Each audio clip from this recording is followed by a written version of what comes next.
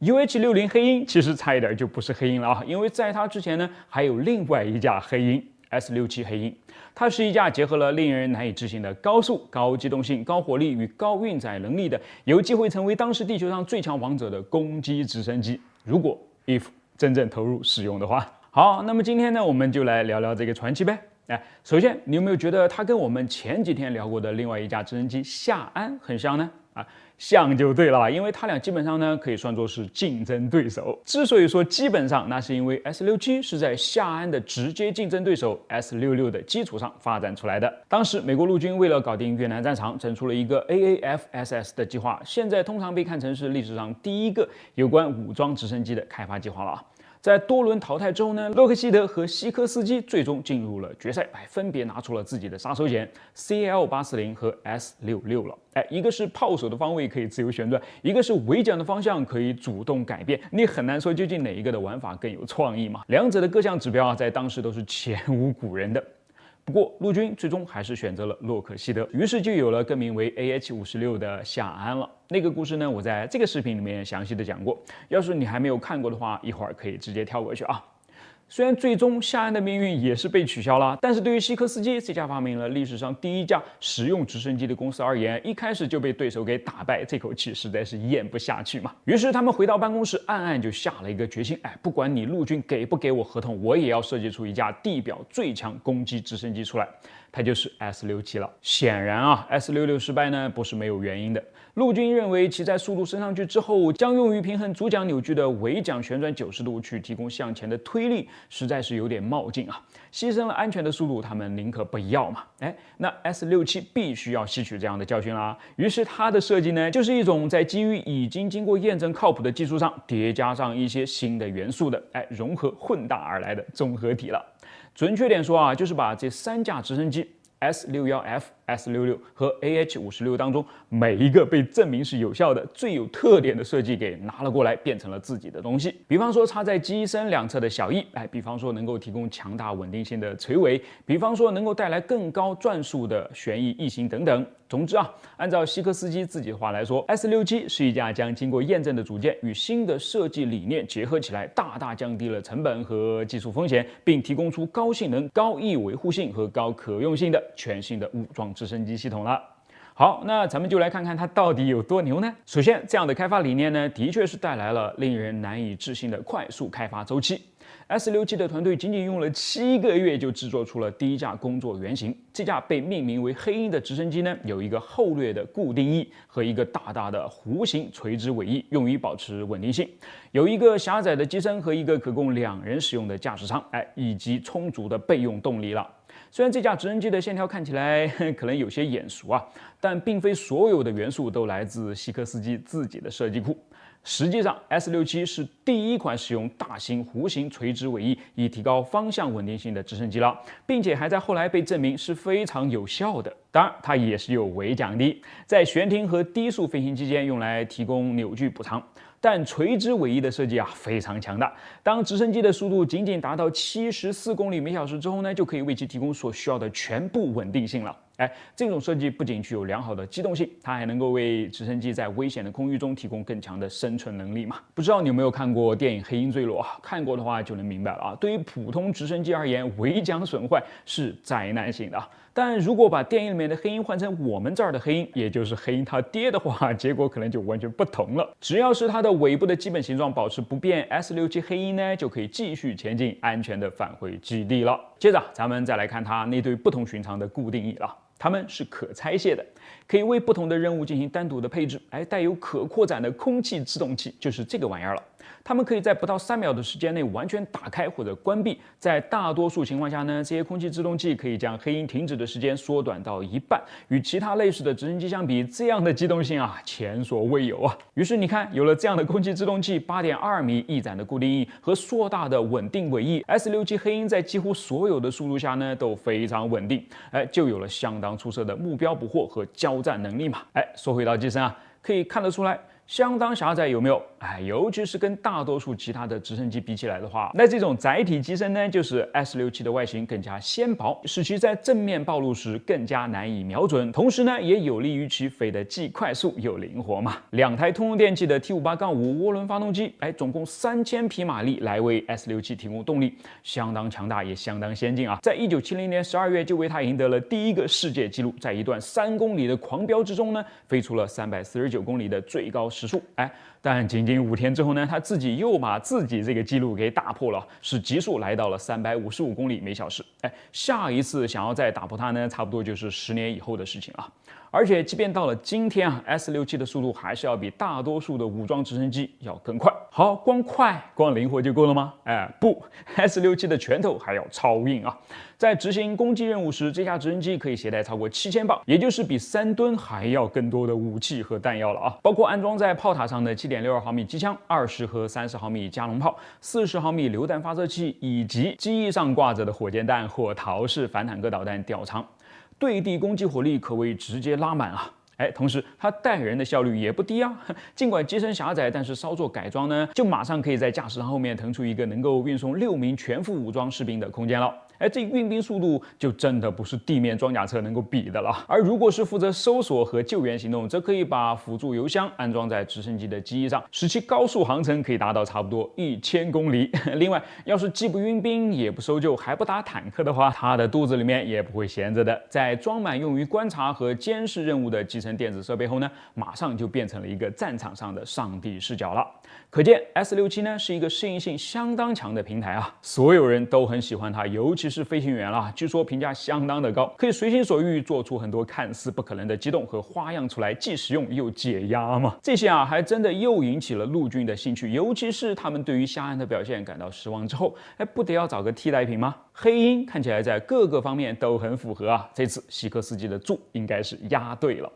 但是谁会想到呢？螳螂捕蝉，黄雀在后，休斯的一架原型机突然就闯进了陆军的视野。他是谁啊？他就是后来大名鼎鼎的 AH-64阿帕奇了。黑鹰在美国陆军这边呢，就这么从名义上坠落了。但是希科斯基并不甘心啊，他们非要黑鹰真正坠落一次。既然你美国陆军看不上，那总有人看得上的吧？于是1972年末，S67被打包运往欧洲，然后是中东，开始寻找潜在的买家了。就在已经勾起了一些国家的兴趣之后，他却在1974年的一场表演中，当着众人的面在低空翻滚时意外坠落了，2名飞行员都没能幸免。这个就成为了压垮 S67的最后一根稻草了。从此世上再无他的故事了。黑鹰的称号自然就落在了别人的身上嘛。好，大家还想听哪架飞机的故事呢？留言给我啊，通通安排上。这架直升机非常先进，先进到10年以后那部划时代的科幻电影《星球大战》都要抄袭它的概念的地步。先进到连今天大名鼎鼎的 AH-64阿帕奇都无法与其比肩的地步，先进到把自己的时代甩得太远，以至于时代反过来容不得它的地步。没办法，谁让这架直升机是那个拥有臭鼬工厂的洛克希德制造的呢？它就是 AH-56夏安。1960年代随着美国卷入越战，陆军对于攻击型直升机的需求呢，很快就被迫升级了。一开始，他们还只是在贝尔 UH-1上临时挂上各种各样的自制武器系统来应付一下，但很快战场环境就开始恶化了，明显就不能再这么将就下去了。于是，到了1964年，美国陆军就启动了一项缩写为 AAFSS 的计划，即先进空中火力支援系统，以便开发和采购新型的攻击直升机。多家主要的飞机制造商呢都参与竞标了，既有我们刚才提到的贝尔，也有发明了历史上第一架实用直升机的希科斯基，和此前从来就没有制造过直升机的洛克希德了。也许恰恰是由于之前没有干过这件事儿嘛，所以洛克希德的设计呢就相当大胆，所带来的直升机也让美国陆军大开了眼界啊，就赢下了合同，收到了支票，按照要求先给陆军造出10架原型机出来看看，得名 AH-56A， 绰号夏安。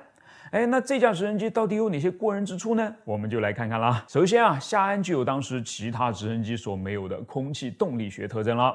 它不仅有旋翼，还有一对身在机身两边明显可见的固定翼，而尾巴上呢，不仅有一个直升机常见的用于抵消主翼旋转带来的扭矩的副翼，还有一个对着后面的能够给直升机带来向前推力的推进式螺旋桨了。于是啊，在4000匹马力的涡轮发动机的带动下，下鞍的巡航速度可以达到360公里每小时，而冲刺的速度则可以来到将近400公里每小时的水平。它之所以能够这么快呢，是由于在前进时那对小机翼也能够产生升力嘛，所以发动机需要分配给主旋翼的动力就少很多了，大约只有700匹左右，剩下的3300匹都会放在后面的推进螺旋桨上，有点旋翼机的感觉了啊。同时，通过推进式螺旋桨提供推力，意味着与标准直升机不同，下鞍可以快速加速或者快速减速，而无需向上或向下倾斜机头。相反，下鞍也可以在不向前或者向后移动的情况下呢，在悬停的时候向上或者向下倾斜它的鼻子，灵活的不可思议啊。而这种灵活呢，则带来了实实在在的交战优势。按照美国陆军航空博物馆馆长鲍勃·米切尔的话来说这是武装直升机作战的关键因素之一啦。尤其是在进行俯冲攻击时，能不能快速停住、锁定目标、发起袭击，再迅速离场，相当重要啊。而下鞍这一过程简直如行云流水，相当漂亮，这就已经很诱人了吧？但下鞍的本领显然并不止于此啊。还记得我们一开始说的那个被星球大战抄袭过的概念吗？什么概念啊？那就是炮手座椅瞄准系统和射击控制系统是可以360度旋转的概念了。它意味着炮手既可以向着直升机的正前方射击，也可以转向后，完全朝着后方开火。当我们还在讨论导弹能不能越肩射击的时候，你看人家洛克希德在上个世纪60年代交出来的直升机就没有尾巴上被追击的顾虑了。我知道你在想啥它可跟2战轰炸机上的机尾炮塔完全就不一样哦。有本事机尾炮塔你也向前射击啊。下鞍的驾驶舱呢是个双座串联式的设计，飞行员在后，炮手在前，通过一套先进的瞄准系统来操纵挂在机腹上的30毫米 XM140机炮。当然，头瞄肯定也是要安排上的啦，这让飞行员也能够独立瞄准直升机的机头炮塔。这个前炮塔呢是可以容纳一个7.62毫米的机枪，或者是一个40毫米的 M129 榴弹发射器的。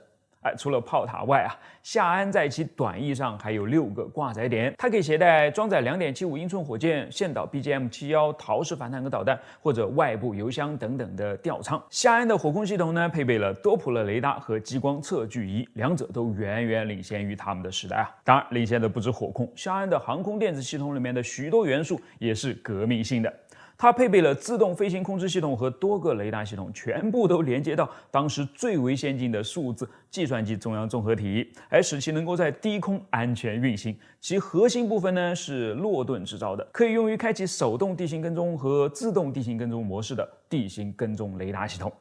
你听听，你看看，这简直就是一个黑科技的集大成者啊！那怎么后来就完全消失了呢？大概有这几方面的原因。技术原因、管理缺陷、不断变化的采购优先级、极高的成本，以及1969年导致一名试飞员死亡的坠机事故了。我们来看看1967年下鞍进入到飞行测试，它的首次亮相呢就惊艳了众人，因为它会一项特殊的技能嘛，即静止悬停时降低机头，向着人群鞠躬。大家就很激动了，之前哪有这样的待遇啊？这样的测试呢，一直持续到1969年的3月，直到当第3架下鞍原型机在飞行期间主翼意外震动，撞到了机身和机尾，试飞员当场就遇难了。于是测试马上就终止，而军方与洛克希德之间的合同呢，也在仅仅2个月后就被解除了。这翻脸比翻书还要快啊！声明里面是这么说的：承包商未能满足我们的要求。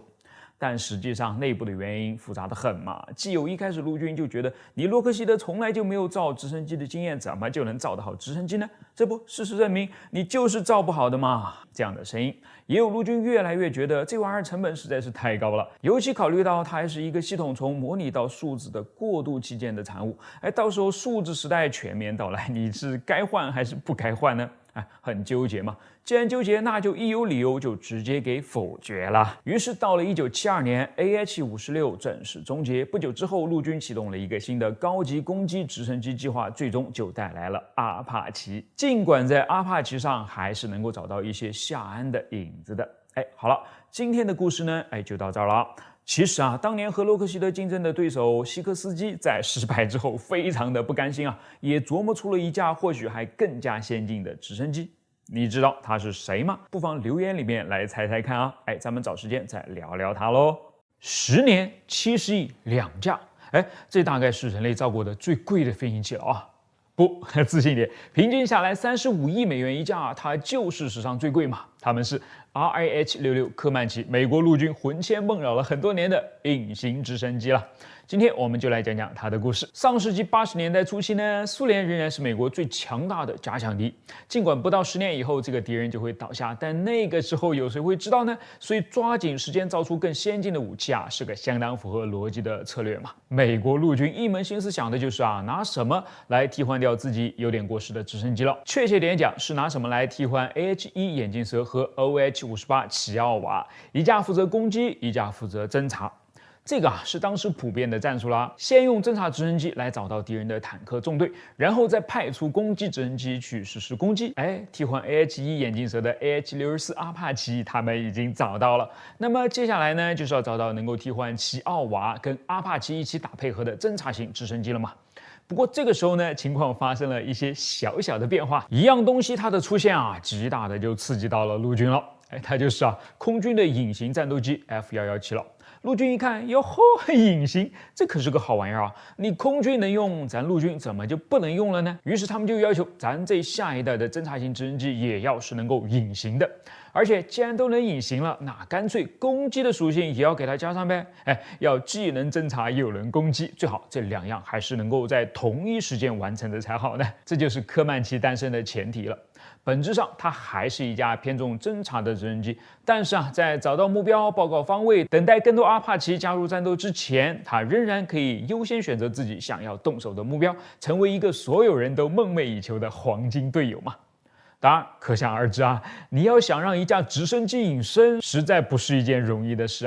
所以一个团队 hold 不住，那就2个团队合在一起开发呗。波音和西科斯基，就这么绑在一起了。在收到陆军开出来的第一张28亿美元的支票之后呢，科曼奇的诞生之路正式开启了。咱们先来说好的有了固定隐身平台 F-117的经验与教训波音西科斯基团队呢，在把科曼奇的机身做成隐身上面，倒是走了不少的捷径首先，他们知道要利用那种为夜莺营造出神秘视觉轮廓的带有多变角度的雷达反射表面。同时，他们还知道这些表面本身呢是由能够吸收雷达波的复合材料制作而成的，以进一步减少雷达反射截面。另外，这架隐形直升机的排气方式还别出心裁是通过其被遮蔽的尾部来进行的，连红外特征也给隐藏得很好。综合起来，据说其雷达截面只相当于要被它取代的 OH-58奇奥瓦的250%，而红外特征呢也只是后者的25%，就使得它既难在雷达上被发现，也很难被那些利用红外引导的巡热导弹所击中了。这个升级看起来真不是一点点好，机身隐形了，那旋翼呢？都知道那玩意儿就是一个巨大的噪音制造器嘛。你如何才能够让它既保持高速旋转，提供良好的升力，同时又要避免夜间在划破音速之后产生音爆呢？这中间的确是很难拿捏波音西科斯基的解决方案就是用一种向下倾斜的特殊叶片造型。虽然飞近了还是能够听得到，但据说其旋翼发出的声音已经减少到了传统直升机的1半左右了。至少这就意味着，在它接近你之前呢，你所拥有的准备时间就变得更少了。最后，为了实现侦察和防御目标，一整套的雷达预警系统、电子战系统、先进的数字座舱系统以及薄条和照明弹欺骗系统、凯夫拉复合石墨的防弹装甲，通通都给装上了科曼奇，让雷达发现不了它，导弹瞄准不了它，就连你仅剩下的重机枪在对着它突之后呢，也突不穿它的装甲，相当好狠。可人家却可以对着你收记住科曼奇的本事呢，不仅仅只是隐身它的火力也被隐藏其中。在打开机身2侧的弹药舱之后呢，6枚挂在支架上的地狱火导弹就现出了原形了。一门20毫米的 XM301 3管加特林机炮也适时的从机身里面就伸了出来。这还只是它比较保守时的状态要是已经取得了空中优势了，换句话说就是咱现在不用跟你玩躲猫猫来隐身了，就大大方方的挂着导弹来轰你，还可以外挂支架，再带上8枚对地的地狱火或者16枚对空的毒刺，可谓是文武双全好了，奇怪吧？这浑身上下全是优点，科曼奇怎么就从来没有服役过呢？因为它的缺点也很多嘛。下面他们就都来了首先是隐形外观造成的麻烦了这种多棱角的造型呢，也许对雷达波的扩散和干扰非常友好，但是却对飞行的稳定性非常的不友好。F117为了克服它，用上了一套非常先进的飞行计算机。先进等于贵嘛？那贵就贵咯，能不能把 F117的飞行计算机直接扒下来用呢？不行啊，直升机可不比固定翼。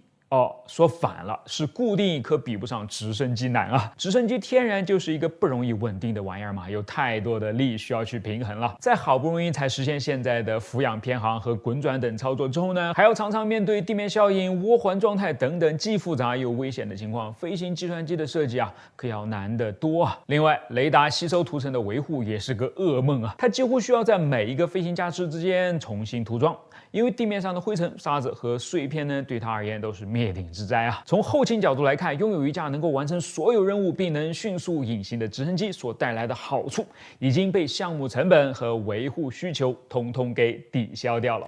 空军现在是躲在背后偷着乐啊！你陆军不是就是想要隐形吗？现在你知道了啊，昂贵、精确、零误差。不是开玩笑的吧？所以在花了10年时间烧掉70亿美元，只造了2架原型机之后呢，科曼奇项目最终在2004年被彻底取消了。好了，最后一个问题所以看起来科曼奇的失败是由昂贵的开发成本和漫长的开发周期所导致的咯？不全是，其实压垮它的最后一根稻草，给它的棺材板钉上最后一根钉子的是无人机。它飞得更高，看得更远，瞄得更准，在战场上游荡的时间更长，执行一次任务就可以侦察比以前多得多的区域，既更难在空中被发现，还完全不会给飞行员带来风险。所以总结到最后呢，之所以科曼奇被取消，就是纯粹简单的它不再被需要了。你猜到了吗？这个画面看起来是不是非常熟悉啊？很像是 SpaceX 星舰进行的飞行和回收测试啦。但其实它比第一个可以回收的猎鹰9号还早了将近30年。它叫做 DCX， 是由 NASA 资助麦道制造的，最早实现了可垂直降落回收的单级入轨火箭的工程样机。在为数不多的几次测试当中呢，它已经能够从地面上升到超过3000米的空中，然后再稳稳地落回到原来起飞的地方。在那个时候看起来简直就像是从科幻电影当中走出来的东西吧。而且这个浑身上下闪着荧光的东西呢，显然也直接启发了 Elon Musk， 促使了后来的猎鹰9号与星舰的诞生的。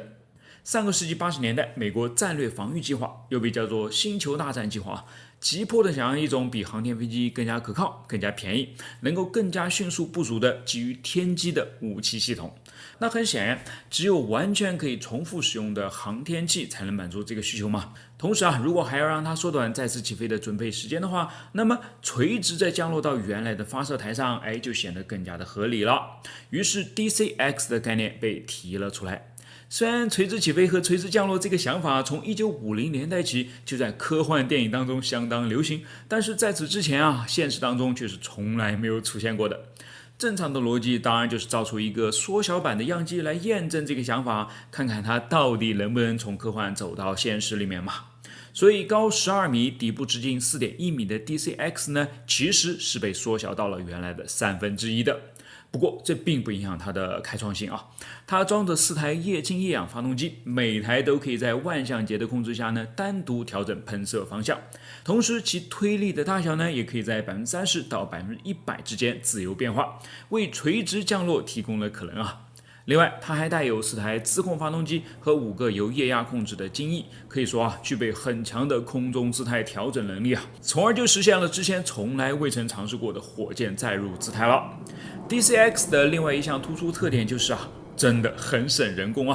由于其高度自动化，发射它呢，控制中心里面只需要留3个人就可以了，2个负责飞行操作，剩下的1个负责地面支持。2次飞行期间的最短间隔也可以做到24小时。可你觉不觉得也非常奇怪呢？既然 NASA 在30年前就可以垂直回收火箭了，那怎么还要把机会留给后来的 SpaceX 呢？原来这当中既有重大事故导致项目暂停的原因，也有更多的是内部的权力斗争了。在不愿意为 DCX 继续掏钱之后呢，他们把所有的注都压到了洛克希德马丁的 X33上，哪怕前者的造价只是后者的1/20。可讽刺的是后者从来就没有真正的上过天。也许只是 NASA 在等着 SpaceX 吧。人类其实非常无知有的时候呢，简直无知到可笑。比如对鸟类迁徙的认识，以前像白鹳、燕子、大雁等鸟类在冬天的遭遇呢是没有人知道的。大家看到的是夏天它们数量众多，可冬天一到就突然这么消失了。人们总是要找到合理的解释嘛。亚里士多德有他独特的见解，他认为要么这些鸟类在冬天都藏起来冬眠了，要么呢就是它们能够变形成为其他一些能够适应冬天这个季节的物种去了。显然这个理论实在是太荒谬了，所以即使在以前呢，也不是所有人都表示赞同的。于是各种各样的理论呢都层出不穷，直到最有想象力的一个出现了提出它的是17世纪的英国科学家大卫莫顿。他说，为什么一到冬天这些鸟儿就不见了呢？因为它们都飞到月球上去了。是的，月球，你没有听错啊。而且他还是一位正儿八经的科学家提出来的不知道当时的人们听了之后呢会有什么想法？好吧，最终这个问题的解决还是要靠人家鸟自己来完成了。1822年的一个温暖的夏日一位德国富翁举起猎枪打下了飞过他头顶的一只白鹳。这本来没什么好说的，但是当这位富翁去检查自己的猎物时呢，却发现他还并不是第一个用武器击中这只鸟的人在白鹳身上居然插着一根长矛，而且是用非洲的木材制作的长矛。显然这只白鹳刚刚经历了一次跨越洲际的旅行嘛。这个呢就给了科学家第一个关于鸟类迁徙的提示了。随后德国鸟类学家约翰内斯·蒂内曼呢开始跟进，他和同事将大约2000只履环套到了白鹳的腿上，然后根据人们捕获到这种带有特制履环的白鹳的位置绘制了地图，才发现了第一条鸟类迁徙的路线的。果然很多报告发现履环的地方呢都是在非洲。好吧，这个故事呢有2点让我相当吃惊。第一个就是人类知道的还是太少了，所以千万不要妄下结论第二个是这只受伤的白鹳后来被命名为剑鹳，居然能够在身上插着长矛的情况下跨越数千公里从非洲飞回到欧洲。要硬说它们能够飞到月球上去过冬呢，我甚至都开始有点相信了。终于有新车上市了我说的是战车更准确点讲是坦克。德国莱茵金属最新推出的 KF51黑豹，号称是属于未来的第4代主战坦克了。由于目前只有官方给的宣传册可以看那我们就只好先盘盘那些在纸面上看起来比较酷炫的数据呗。对了重点看炮塔因为它的底盘呢只是基于豹2小改了一下，似乎没有太多的亮点。你看宣传册上挑黑板的地方全都集中在这个上面嘛。我们来挑几个。首先是全新的130毫米滑膛炮了，世界第一毫无疑问。至少在口径上嘛，比其他120毫米的炮呢大了一圈，是肉眼可见的杀伤力提升同时这门火炮也是由数字化加持了的。通过一个所谓的未来火炮系统，数字和光学的综合信息将同步显示在车长和炮手的屏幕前面，让他俩都可以对开火做出决策。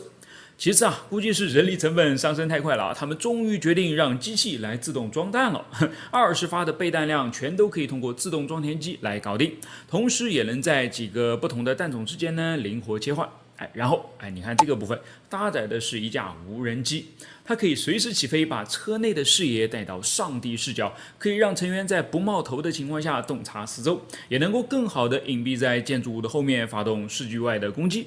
可以用无人机自带的 7.62 毫米遥控机枪，也可以发射坦克上面的4枚 Hero 120反坦克导弹。另外一些亮点呢还包括屏幕真的很多基本上你可以把车身想象成是透明的了。只需要3个人就能够操作，而且每个人的前面呢都是一套可以完全控制坦克上所有功能的系统了，因此缺了谁也能够由别人顶得上嘛。不过空间呢其实是够坐4个人的，多出来的一个可以是战斗力倍增器嘛？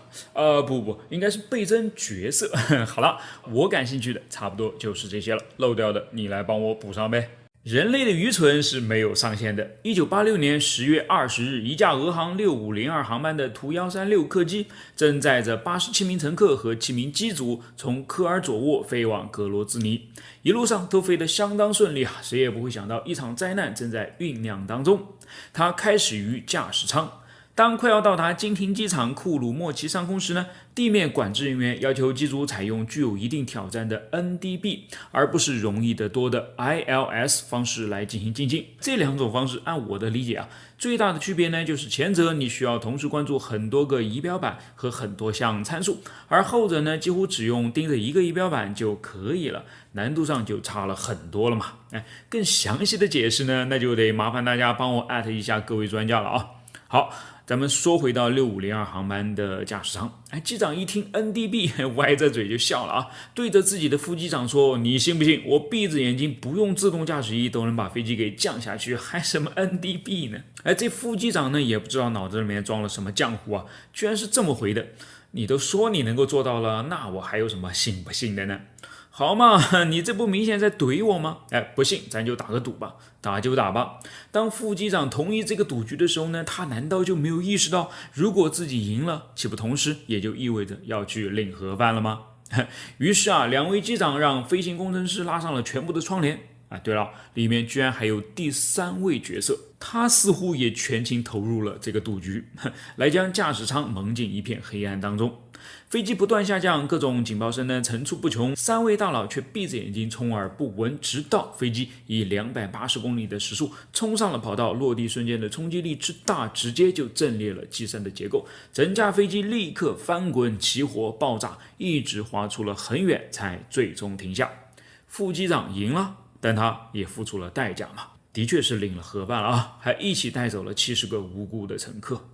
这个赌愚蠢的相当不真实啊，可它就是真实的发生了，该怎么说呢？对了，最后补充一点啊，造成这一切灾难的机长居然幸免于难不说，还没有受到与之匹配的惩罚，同样是令人费解啊。